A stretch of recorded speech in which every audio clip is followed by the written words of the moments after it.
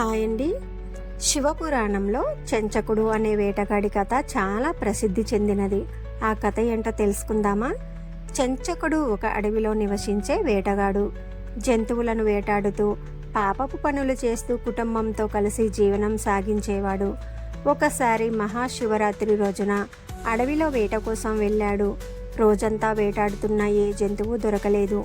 ఆకలితో దప్పికతో అలసిపోయిన చెంచకుడు ఒక చెరువు ఒడ్డున ఉన్న బిల్వ వృక్షం క్రిందకు చేరాడు. ఆ చెట్టు కింద ఒక శివలింగం ఉంది.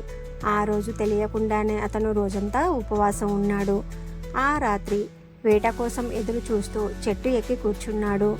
కూర్చున్న కొమ్మపై ఉన్న మారేడు ఆకులు కింద ఉన్న శివలింగంపై పడ్డాయి. అదే సమయంలో తన ఆకలి తీరడానికి నీటి కోసం ఎదురు చూస్తూ పారబోసిన నీరు కూడా శివలింగంపై పడింది. ఆ రాత్రి వేట కోసం నిద్రపోకుండా జాగరణ చేశాడు. శివరాత్రి రోజున ఉపవాసం, రాత్రి జాగరణ, మారేడు ఆకులతో పూజ తెలియకుండా చేసిన శివుడు ప్రసన్నుడయ్యాడు. శివదూతలు వచ్చి చెంచకుడికి జ్ఞానాన్ని ప్రసాదించి అతన్ని ఉత్తమ లోకాలకు తీసుకెళ్లారు. మనం ఏ పూజ చేసినా భక్తి అనేది చాలా ప్రధానం.